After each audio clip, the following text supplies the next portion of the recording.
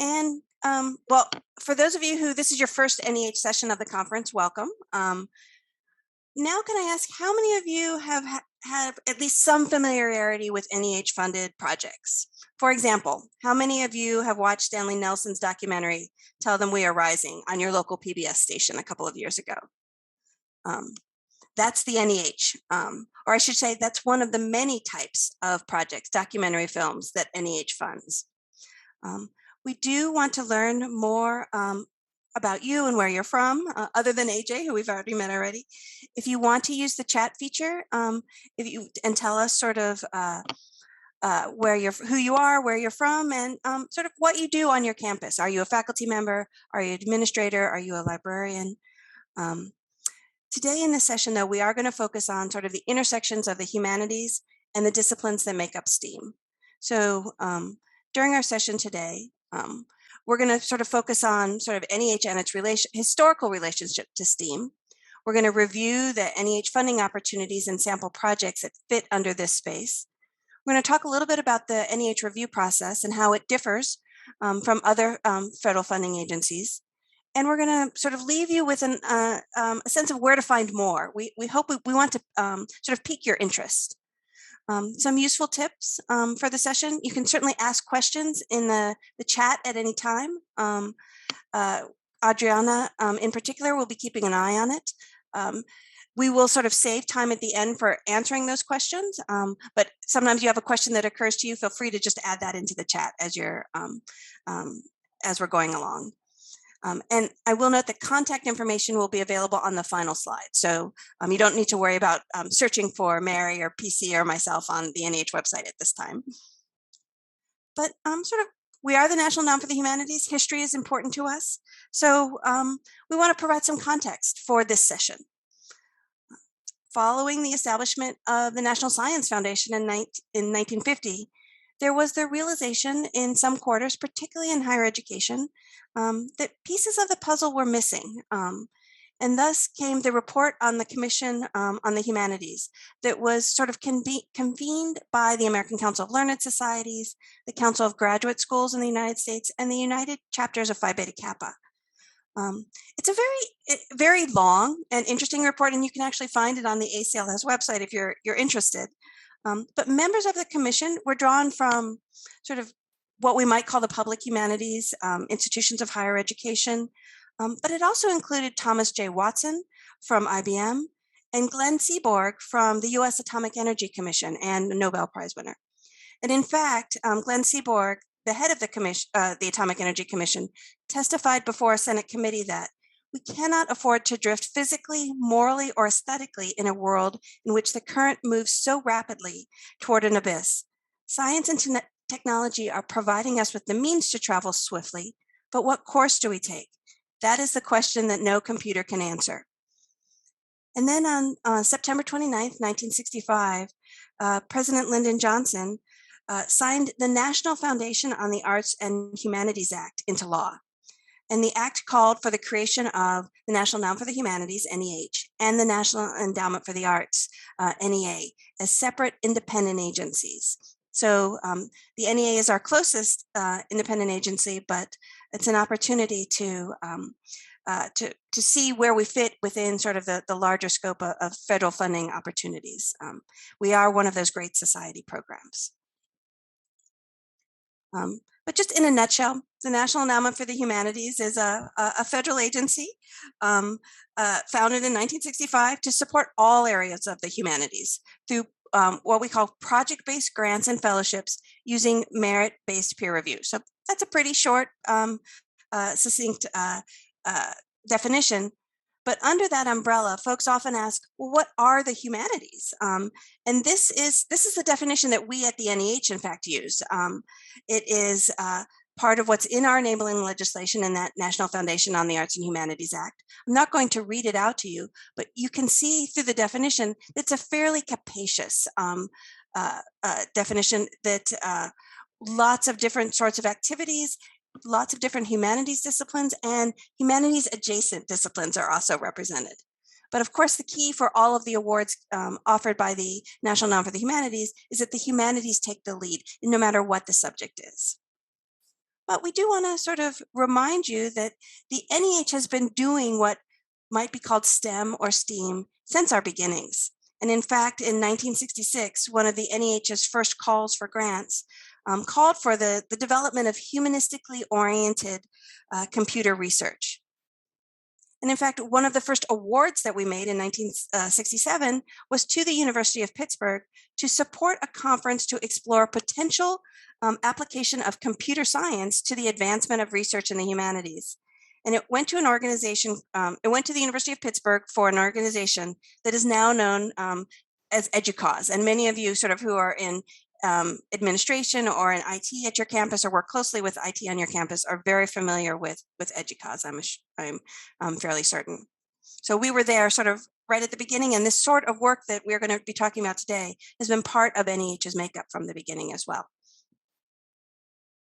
But returning sort of to I guess I would call 2018 present day, the NEH, along with the National Science Foundation, the National Endowment for the Arts, the Andrew W. Mellon Foundation, we supported a project at the National Academy of Sciences, Engineering, and Medicine in the preparation and dissemination of a report called The Integration of the Humanities with Sciences, Engineering, and Medicine in Higher Education. Branches from the Same Tree, which is a quote from Albert Einstein. And we know that in part because the NEH has been a supporter of the Albert Einstein papers over the years. So if you're seeking backup for the work that you want to do on your own campus, this report actually contains quite a bit of research and policy recommendations. And you can find that report along with additional resources and a toolkit on the National Academy Press website. So if you sort of are making the case for bringing the humanities into those conversations that you're having on your campus about the importance of STEAM, this will sort of provide that research base that you're looking for. So now that we know that the NEH has been and wants to continue to be supportive of work that integrates science, technology, engineering, we really want to think, though, how can we translate those policy recommendations to supporting the work that you want to do on your own campus? And this is where the funding opportunities offered by the National Endowment for the Humanities can help. But first, sort of, we want to make sure you understand sort of what the different funding streams are at the agency and understand sort of how the NEH makes its awards. First up is, of course, understanding how the NEH is organized. And so this is our list of our programmatic offices and divisions. And so you can see that rather by discipline, we don't have a history office, we don't have a anthropology office. The NEH is organized by the type of activity supported, which is in some ways different from other federal agencies like the NSF or the NIH or the NEA in how we do our work. So one of our goals today is to help you identify some potential funding opportunities for the different types of activities that need support on your campus. And that may be research, it may be curriculum development, maybe public engagement, et cetera. We're going to do a quick tour of some of these programs to whet your appetite. We're certainly not going to cover every program because there's lots. But at the end of the session, we're also going to show you where you can find more information and delve more deeply into our offerings. So we're gonna, oops, excuse me. This way. We're going to actually focus on these three funding streams, divisions and offices. And now I'd like to actually turn the virtual mic over to PC Fleming for a deeper dive into the NEH's Division of Education Programs. PC?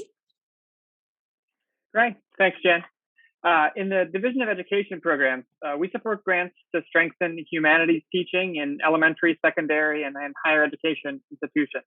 And so grants in our division fall into two categories.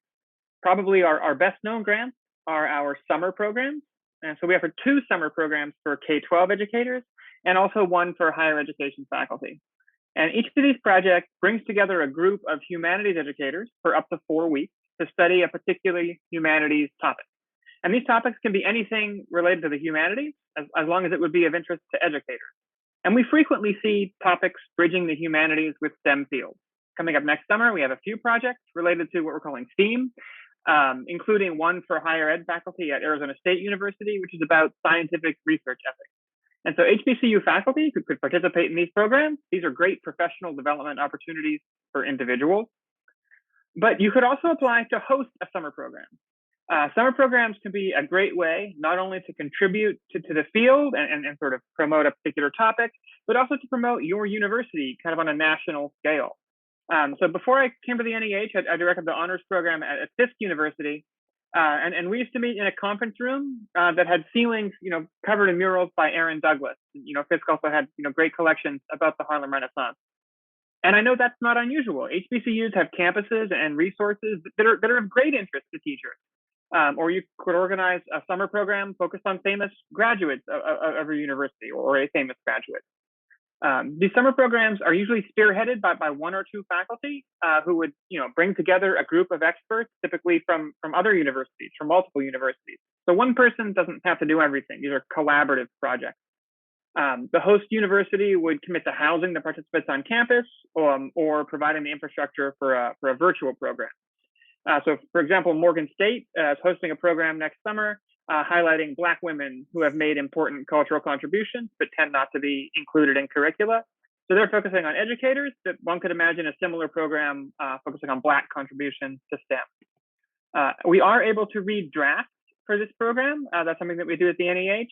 So if this summer program sounds like something you think your campus could host, reach out to a program officer. You can send us an email. We can talk through your ideas, even read a draft. On our next slide, we have two other programs in the Division of Education. And these programs support institutional projects at colleges and universities. So Humanities Connections supports collaboration between disciplines. So projects for this grant must include at least one humanities field, but also at least one non-humanities field. And a fairly large proportion of these projects involve STEM. So we frequently fund programs, for example, in the medical humanities. And Xavier University used a grant recently to host workshops and develop courses for a digital humanities minor, which is a strong social justice component. And one of our favorites, Alcorn State, received a grant to teach popular science writing through field research in mycology, which is the study of mushrooms. If you attended the session this morning, you heard from the project director of that grant. Our other grant program is the Humanities Initiatives at HBCUs. This is a grant line that is open only to HBCUs, and projects can take a variety of shapes as long as they involve the humanities. So some universities develop minors, some support archival collections, some develop public programming around a topic, and STEAM projects are competitive here too. Virginia State recently received a grant related to sustainability.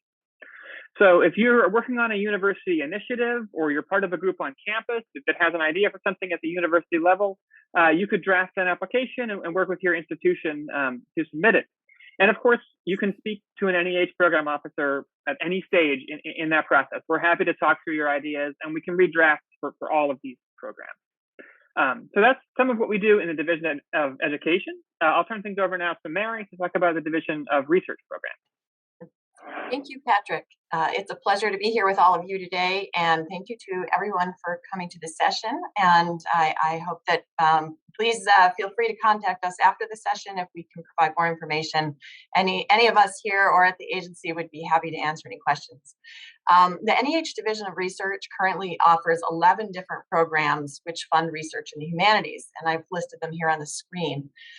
We support both individual researchers, which are the programs listed on the left of your screen, as well as teams of scholars, which are typically grants made to institutions, so those on the right. Programs for individuals typically support researchers working on books, articles, scholarly editions and translations, born digital projects, and so on. Most, if not all, of these programs can fund interdisciplinary work in the humanities, including STEAM projects. However, each of these programs has particular goals, so be sure to take a look at the NEH website for more complete descriptions of these programs, and don't hesitate to reach out to NEH staff if we can help you to determine which program fits your project best. I do want to mention one program for individuals in particular, the Awards for Faculty program at HBCUs, as it seeks to strengthen the humanities at HBCUs by encouraging humanities research of individual faculty and staff members. This program can support the development of books or articles, as well as support research in support of an institutional or a community goal, or an undergraduate course revision. So the idea of this program is to be flexible to meet the needs of the individual humanities scholar on campus, and also to meet the needs of the institution, depending on what your project is. In the right-hand column, you will see grants for institutions, and these grants typically support a primary investigator sponsored by an institution, such as a university, and involve additional scholars and experts on the team. The collaborative research program, one of those that's listed there in the slide. Whoops, The sorry slide about that. There we go. disappeared. That's okay. Thank you so much. The collaborative research, so I'll just talk about that one today, aims to advance humanistic knowledge by supporting sustained collaboration between two or more scholars. Jen, could you go back to the last Oh, slide? sorry about that. It's okay. The program allows projects that propose research in a single field of study, as well as interdisciplinary work, and projects that include partnerships with researchers from the natural and social sciences are encouraged, but you must employ a humanistic research agenda. And this collaborative research program, you can do a lot of different kinds of projects. You could develop and host a conference. You could develop a collaboratively written book or a digital humanities project, or you could develop an international collaboration. So on the next slide, please, thank you. I have featured a few funded project examples from those 11 programs, the Division of Research, to give you an idea of some recent work in the area of STEAM. First, the Awards for Faculty program, which I mentioned in the preceding screen. Rachel Watson, an assistant professor of American literature at Howard, received 12 months of funding in support of her book project titled Race and Forensic Science in American Literature, 1894 to 1959. And it's a study of the relationship between race and forensic science in crime fiction by Mark Twain, William Faulkner, Rudolph Fisher, Richard Wright, and Chester Himes. So the second example on this slide is from the Public Scholars Program. I didn't talk about this, but it's another individual program. In this case, independent scholar Sarah Dry received support to develop a book-length history of global knowledge about climate and water. And the book addresses a wide array of scientific disciplines, such as meteorology, oceanography, atmospheric sciences, and glaciology. And lastly, here are two examples from the collaborative research program, which I mentioned in the last slide. The first is led by Alexander Raymond Jones at New York University, and it supported planning and hosting of a conference on the ancient sciences. This project examines ancient medicine, astronomy, and astrology in comparative perspective between the Egyptian, Babylonian, Greek, and Roman worlds. And this grant they held for over a 12-month period. The second project was a longer duration collaborative research project led by Amy Wiese Forbes at the University of Mississippi Medical Center. And it involves a interdisciplinary group of scholars based in Jackson, including scholars from the University of Mississippi Medical Center, but also Jackson State University and Millsaps College. And in this case, the award supported or is currently supporting preparation of a digital archive and print anthology on the history of the Mississippi Lunatic Asylum and its role in public memory over 36 months.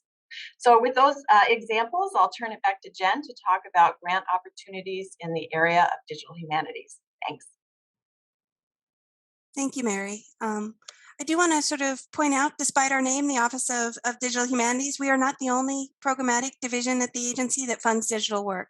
You certainly heard from PC and Mary that the divisions of research and education do, but so does our divisions of preservation and access and challenge grants. They all directly fund projects or support work that could be described as digital in a variety of ways. But our office, the Office of Digital Humanities, we're well known for funding the kind of projects that make other DH projects possible. And a lot of that happens under our Digital Humanities Advancement Grant Program. This is a fairly capacious program with 3 levels of funding. And the typical projects that are supported in that program include the development of software code or algorithms, the development of digital tools and platforms. You might have heard of the Scalar publishing platform or the Manifold publishing platform. It also includes the development of white papers and reports for the field more broadly, workflow documentation, and sort of digital humanities sort of work within the classroom, but more broadly considered across institutions. We also fund professional development opportunities within the digital humanities, sort of akin to the Institutes program in our Division of Education programs. Ours is called Institutes for Advanced Topics in the Digital Humanities. And in fact, the picture on the screen is from an Institute for Advanced Topics in the Digital Humanities called Space and Place in Africana Black Studies, an institute on spatial humanities theories, methods, and practice for Africana studies that was hosted by Purdue University in 2016. And then our third opportunity is a program that we fund with the Arts and Humanities Research Council of the United Kingdom called New Directions for Digital Scholarship and Cultural Institutions. And it's an international funding opportunity where the United States funds the US team and AHRC in the UK funds the British team. You can find more information, obviously, on the NEH website about all three of those. But I do want to sort of delve deeply into two examples of some projects that are really humanities and STEAM focused. We're putting the H in STEAM, so to speak. And the first one is an example from a recent award to Morehouse College. And I wanted to highlight this one in particular because it's a true STEAM project because it includes the arts as well.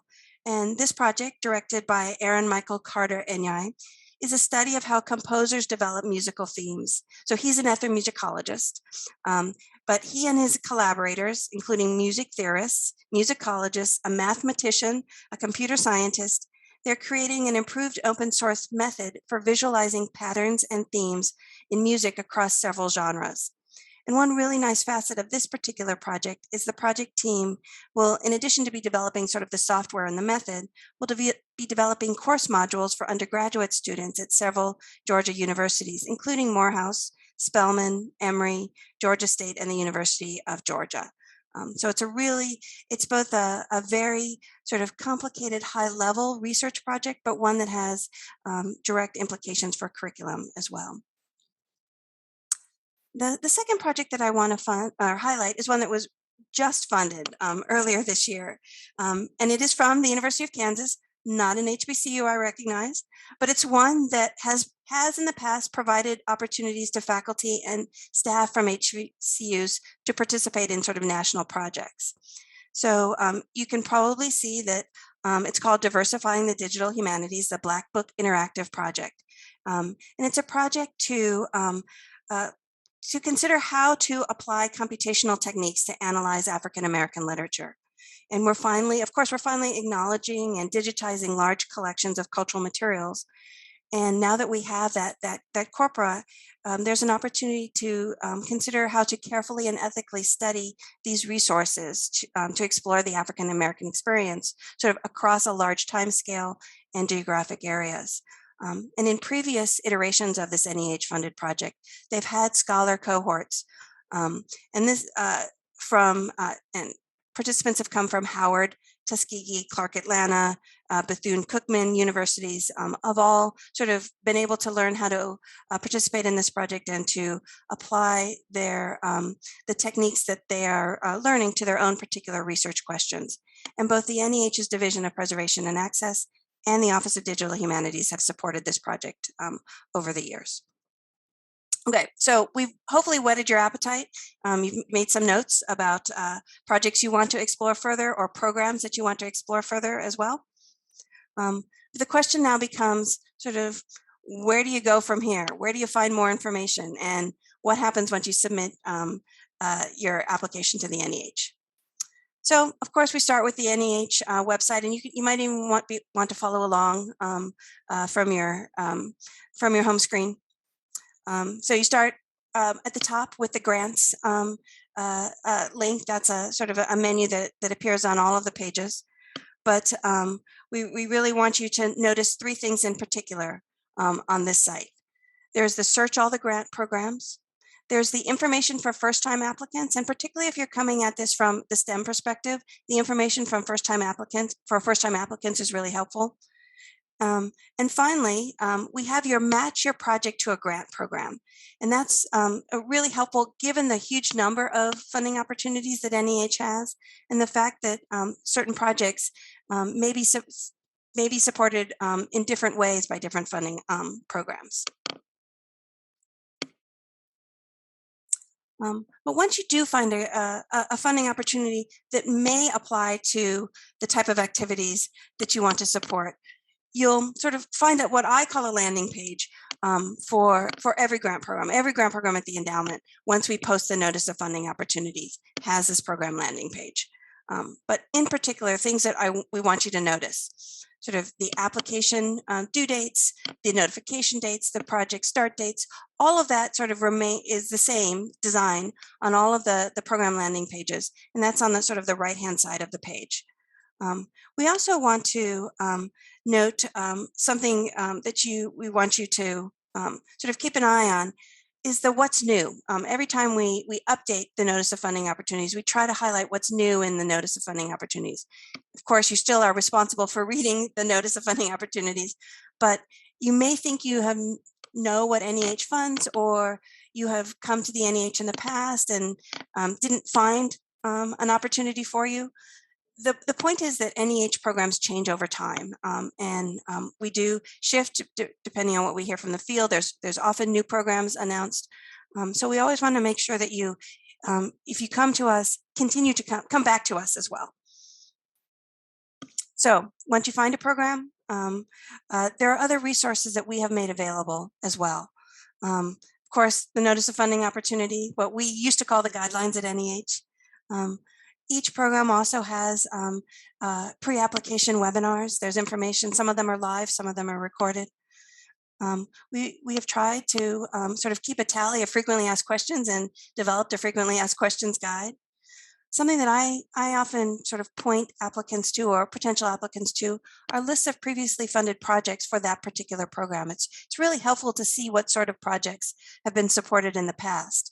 If you don't see your project in that list, or a like-minded project, that doesn't mean your project can't be funded, but it's a good sort of starting point.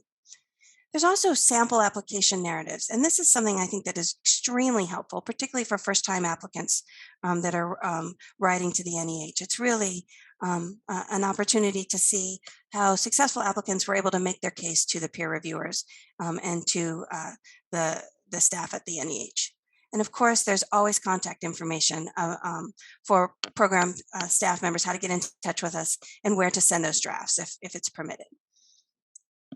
Our NEH review process is fairly straightforward, from submission to review panels, to staff recommendations, to the National Council on the Humanities. And then of course, the chairman makes the final decision. And that is actually where we're a little bit different from other funding agencies, in that everything that goes before the chairman's decision is advisory. Having said that, though, the review panels are the most important part of the review process. And which is why we will end our session today with a call for reviewers, and we'll have more information about where you can nominate yourself or your colleagues to serve as peer reviewers. But we take those peer reviews and those evaluations and forward them along to the National Council on the Humanities, who makes an independent decision, and then to the chairman, who considers the advice and makes those final funding decisions. Which is to say, things to keep in mind. Always feel free to reach out to a program staff member or staff members with a short description.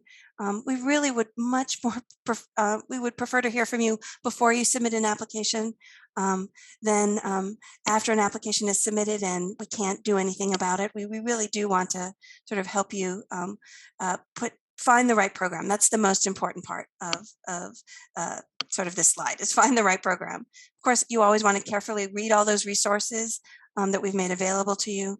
This is a particularly important tip for, this next tip rather is an important one for projects that are STEAM projects, which is to involve partners. Faculty and staff across your institution, bring in outside consultants in the planning and grant writing. If you're doing a project that will involve folks you've never spoken to before, say an opportunity for historians and computer scientists to work together, or philosophers and folks from your medicine or nursing programs, bring them together in the writing of the application. It reads, becomes a much more authentic application, and our reviewers can see that. Also consider reaching out to those other institutions that received NEH awards. There are opportunities to partner with them. They're your peer institutions. And we want to learn from sort of what they've done, what worked, what didn't work. It strengthens the field if there's collaboration among institutions as well. Of course, always send a draft for comments by the published deadline if the program allows for it. And I will say most of the programs that we highlighted today allow and even encourage program drafts. And then once you hear the results of the competition, you should always request feedback from your program officer after the awards are announced. Whether or not you receive an award, getting that feedback can be incredibly helpful. Particularly if you are considering revising and resubmitting, which is something we often encourage. Sometimes it's just a small tweak can move from almost funded to funded, and that's what we'd really like to help you do. So as we come to sort of a close so that we have some time for questions, just a few things about keeping up with the NEH. You've made it to this session. We'd really hope that you would ensure that your colleagues at your institution sort of know about your areas of interest and that you know about their areas of interest. So if you see something here that would be of interest to them, if you could be our ambassador and let them know about NEH funding opportunities. The same token, if you have other folks that are in the humanities at your campus, make sure that if you're not in the humanities, but you're interested in working on a humanities project, that they know about that too, so you can collaborate together. Of course, follow NEH on our social media accounts, and I'll show you where on the next screen where you can sign up for them. Subscribe to those NEH newsletters. I promise we don't send you a post every day, but it is an opportunity to hear about new initiatives, new opportunities. We do have some new initiatives like the A More Perfect Union, that there'll be more announcements coming forward in the next few months and years, and we want you to be part of that. And then finally, make sure that you sort of check the NEH website and USA Jobs for any internship opportunities for your students. We'd really love, we've had students from HBCUs as our interns, and we'd love to have more. And we've been paying our interns lately, and that's really important to NEH staff. So that's part of keeping up with what NEH is sort of doing in that space. If you can, when we announce internship opportunities, we'd love for you to let your students know about them. So the space for signing up for all of these opportunities or is on the NEH website down at the bottom. You'll see all of course, the social media icons. Sometimes it's a little hard to find. So if you go back to nih.gov and scroll down to the bottom, you'll be able to follow us on all of our various Twitter accounts, on our Facebook page, and the envelope is the where to sign up for all of the different newsletters that we have. And finally, I promised at the beginning that I would leave you with our contact information. This is where you can find us. We are a small federal agency as far as federal agencies go. And so if you would like us to make an introduction to a staff member at another office or division that you've read about, we're happy to do that. One nice thing about being a small agency is we do know our colleagues in other offices and divisions. We work very closely with them. I also want to encourage you to think about being a panelist for us. We are committed as an agency to have panelists from across the country and from a range of different types of institutions. It's important for us and for the field to have that representation on our peer review panel. So it's a lot of work, but it's also, I think, a wonderful opportunity to see how awards are made. It often leads to really excellent applications from folks who've served on previous panels. They know sort of what panelists are looking for, and how to shape an application to respond to the review criteria, and to speak to sort of the range of perspectives that the panelists bring to the table. So that's sort of our session. I do want to note that our NEH colleague Molly Hardy will be leading a session at 1 p.m. today on sort of it's called the Unlit Corridors of History, HBCU Libraries, Archives, and Humanities Funding. And this will be a wonderful opportunity for you to learn about particularly the opportunities from our Division of Preservation and Access, which is something that we didn't cover in this session. But if you have special collections on your campus, particularly on history of science, this is a wonderful opportunity to learn about some of the opportunities offered by another division of the NEH. But I guess I want to end with a bit of a pun and to say that it's full steam ahead with incorporating the humanities into any STEM or STEAM efforts that you have on your own campus, and the NEH wants to be part of that. We think we have a role to play, and we have funding to help you support you and your colleagues in that work. So I will now stop sharing my screen, and we can go to some questions as well.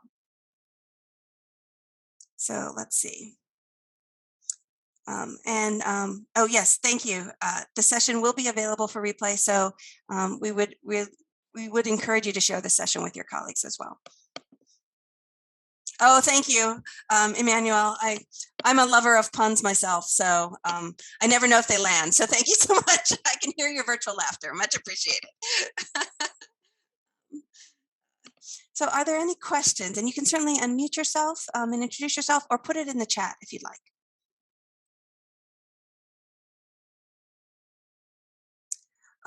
Can you, so I think this one is for PC. It's, can you please remind me of the 2 months mentioned for applications in the education area?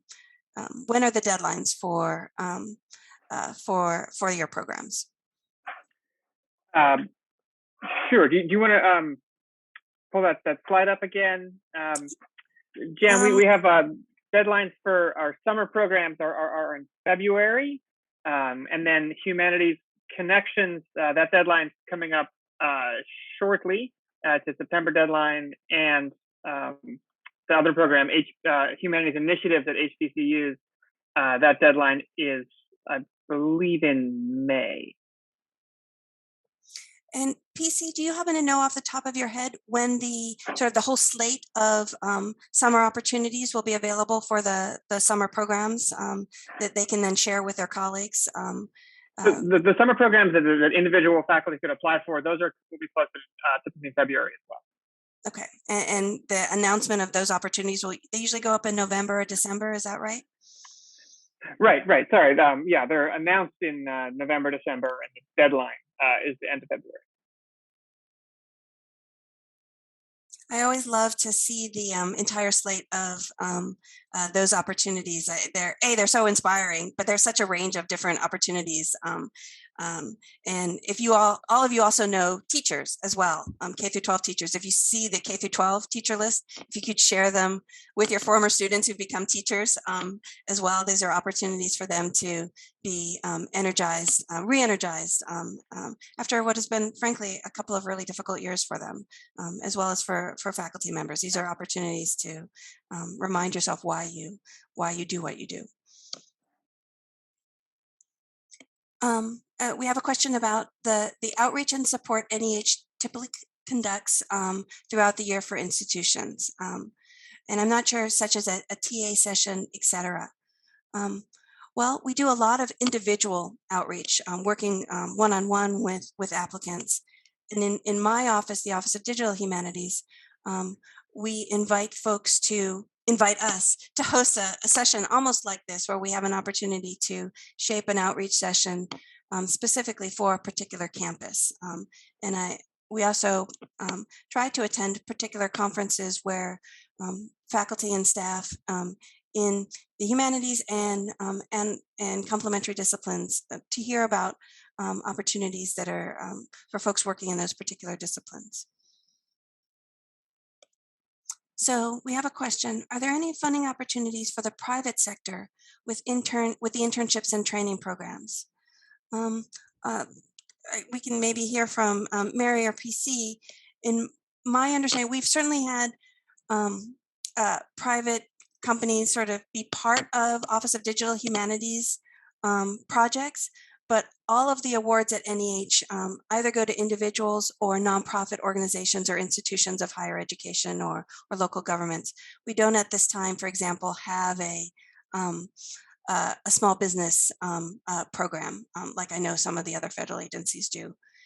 Mary or PC, do you have any other opportunities that you can think of where the private sector has been involved with NEH programs or projects? It's probably not directly in response to your question, but thank you for the question. And I would just mention that we, NEH, in the Division of Research, we fund fellowship opportunities through independent research centers. So this would really be for faculty or staff working on humanities topics. It's additional funding to be aware of. NEH supports fellowships at several independent research centers, such as there's a consortium for history of science, technology, and medicine in Philadelphia that NEH currently supports fellowship funding there. And in those cases, you apply directly to the center. In the past, we've also provided funding to the Schomburg in New York City and the Newberry Library in Chicago. So if you're looking for research funding for faculty, that might be an additional place to look. But I don't know if that directly responded to your question, but hopefully that's helpful information. I'll put a link to the FPIRI funded centers here in the chat.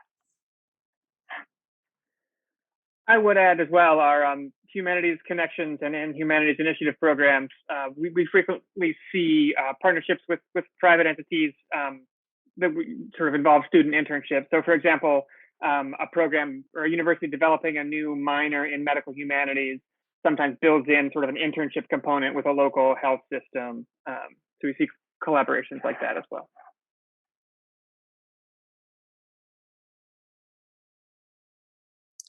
Any other questions? We're trying to keep an eye on the chat, and Mary helpfully put a link to a whole range of more specific virtual workshops that the NEH has conducted over the last year.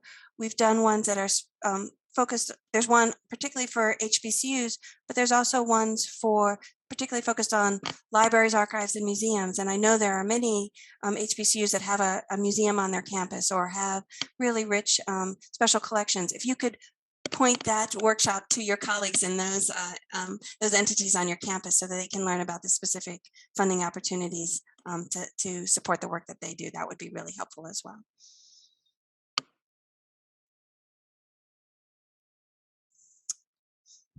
I will note one question that we in the Office of Digital Humanities get a lot, in part because now there are many more funding opportunities at NEH that support digital work, is what can my project be funded by multiple NEH funding streams, or which program of the digital humanities opportunities would be the best fit for it.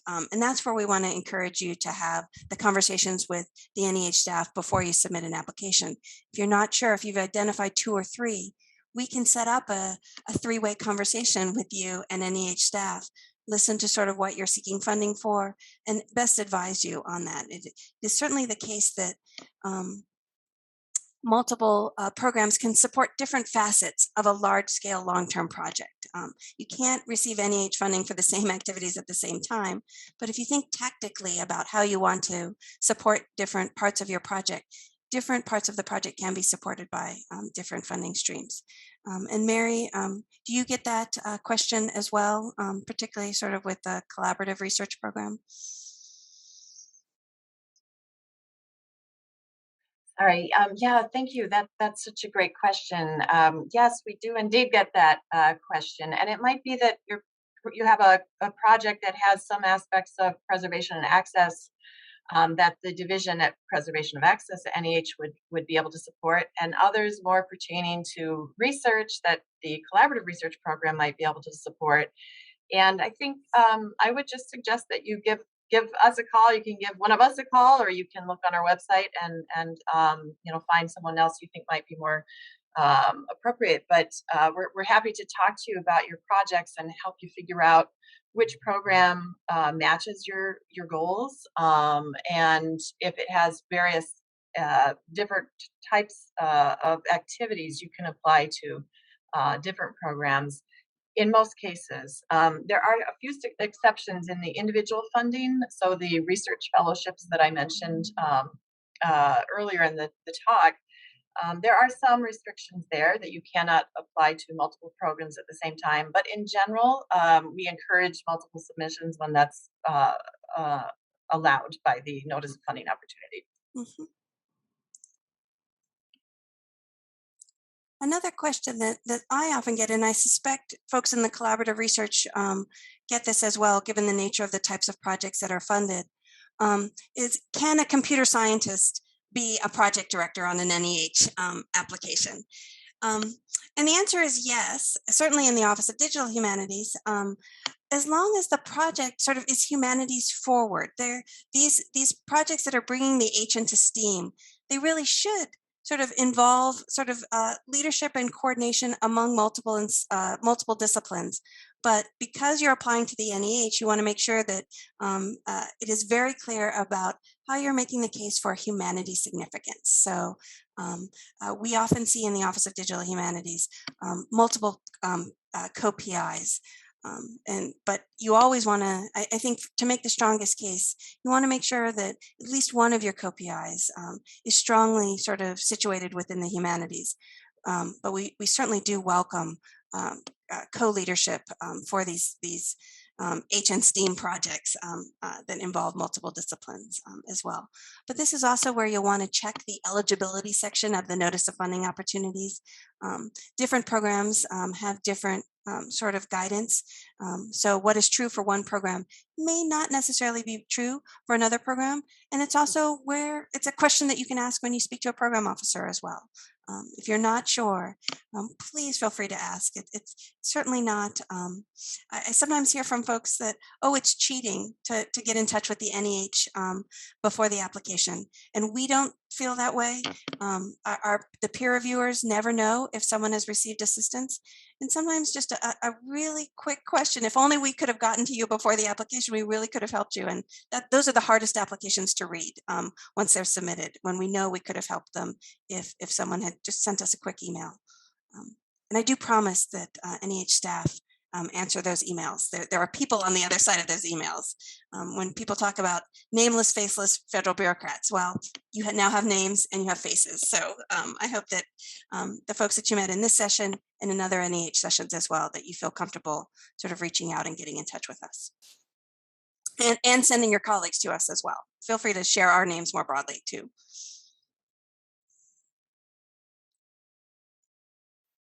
So I'm keeping an eye on the chat. Are there any other questions?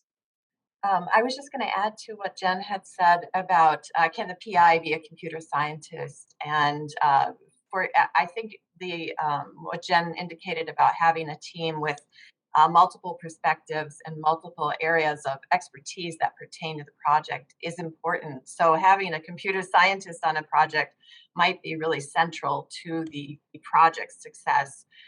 Even in an individual, even in different types of projects, if you're multidisciplinary, demonstrating that you have the knowledge or expertise, or you have people, if it's a multi scholars grant or educators grant, having scholars in various realms of expertise be reflected in the proposal.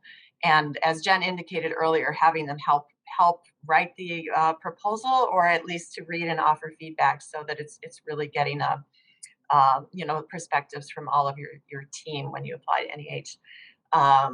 I would also just say sometimes the applicants looking for individual funding have asked, does NEH support social science, or how should a social scientist apply to the NEH? And we do, absolutely. So from Jen's opening slide about the areas of support that NEH was founded to support, you might remember there was language and linguistics, and the social sciences employing humanistic methods and humanistic content. So just to reiterate in a different way what Jen said about making the case for humanities significance is central to most of the review criteria for NEH. But absolutely, we support projects in those fields, anthropology, sociology, and linguistics, and so on and so forth. So we really encourage you to reach out to us, and are really excited to learn about your project ideas. We have about 3 minutes left. This is your opportunity to ask any additional questions, or to take a look at the chat and make a note of some of the links that are there. And we really do want to thank you for sort of joining us today. We know it's been a sort of a really exciting and probably a bit of an exhausting week for everyone. And you had other sessions you could have chosen to attend. So we do appreciate that you chose us. And I do want to encourage you, if you do have time this afternoon, to visit our session from our colleague Molly Hardy as well.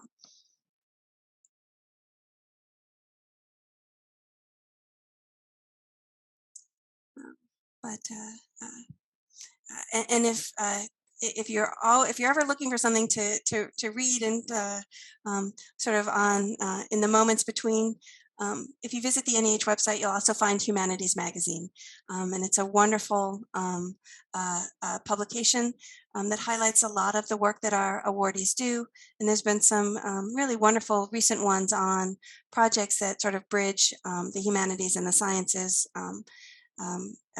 That are wonderful examples of what can be done with NEH funding. Any other questions? Well, I do want to thank you for joining us today. I know we are all that stands between you and lunch, so please go grab some lunch, and good luck with the rest of the conference.